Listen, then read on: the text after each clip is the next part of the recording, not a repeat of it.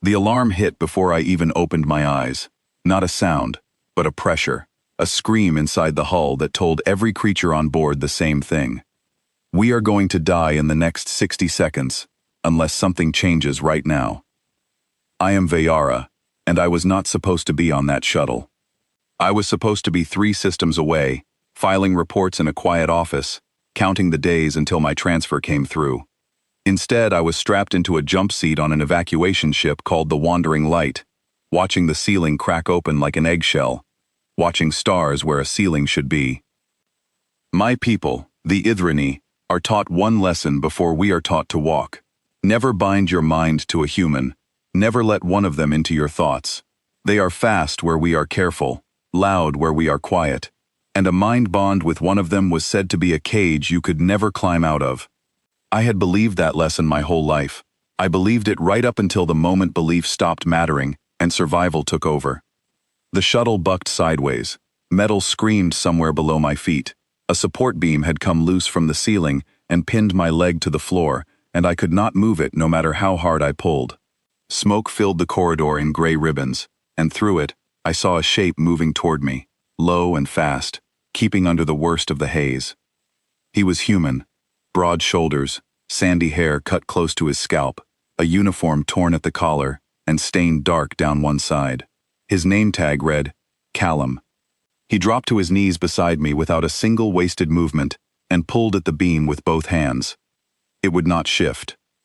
I need both hands and about 4 more seconds than we have, he said, and his voice was steady in a way that made no sense given what was happening around us. I have a mind link patch. It will let me borrow your strength for a few seconds. It only works if you agree. I am not going to force it on you. I stared at him. Every warning I had ever been given rose up at once, a chorus of ancestors telling me to refuse, to find another way, to never let a human root himself inside my skull. But the smoke was thickening, and somewhere above us, another support groan told me the ceiling had maybe 20 more seconds of patience left. Do it, I said. He pressed the patch to the side of my neck.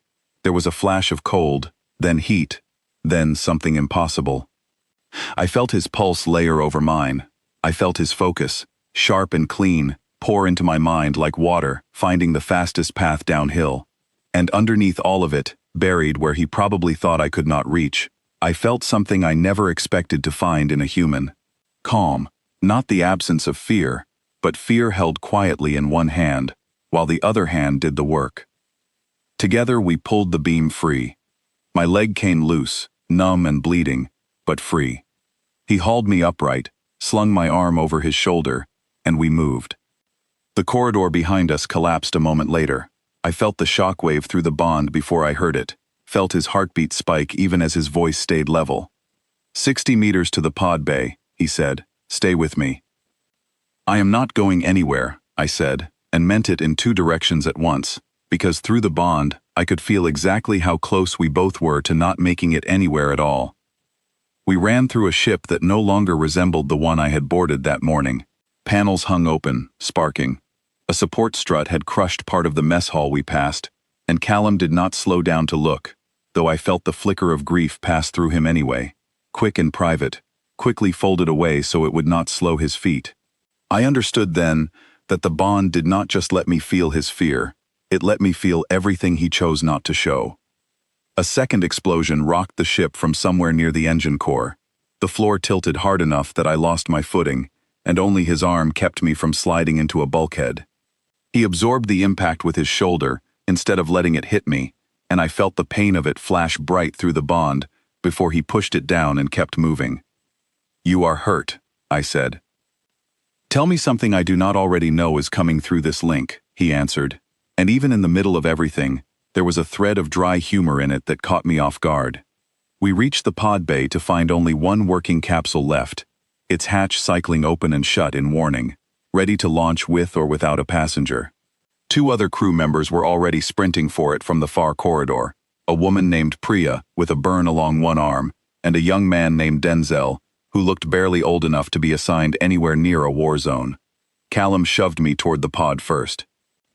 Get in, he said. There is room for 4, I said. Barely, but there is room.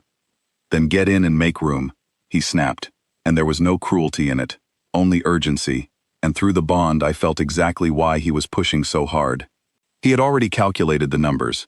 The ship had perhaps 90 seconds left before the core breach finished what it started, and every second spent arguing was a second that could kill all four of us, instead of saving all four of us.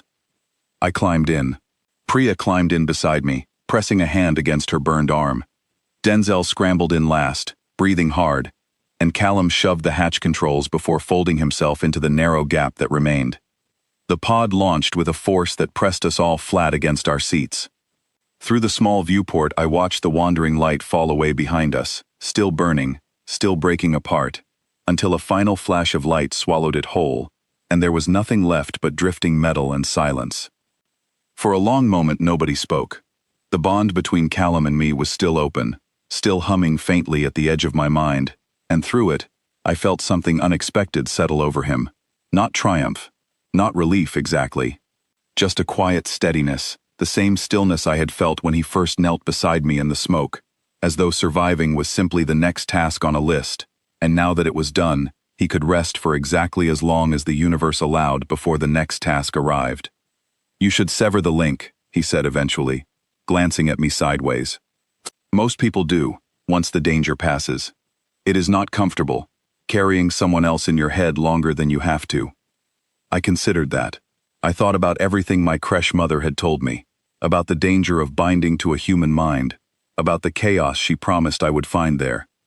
I had gone looking for that chaos through the bond, half expecting to find it the moment the crisis ended and his guard came down. Instead, what I found was steady thought, careful judgment, and underneath it all, a kind of loneliness that had nothing to do with the ship exploding behind us. A loneliness that had been there a long time before tonight. "What happens if I do not sever it?" I asked. He looked at me properly for the first time since the corridor, and I felt his surprise ripple through the bond, quick and unguarded before he caught it. "Then we keep feeling each other," he said. "The good and the bad. It does not fade on its own. You would be choosing that, not just tonight, but for a long while after." Priya was watching us with tired curiosity, and Denzel had already closed his eyes, exhaustion pulling him under, despite the cramped seat.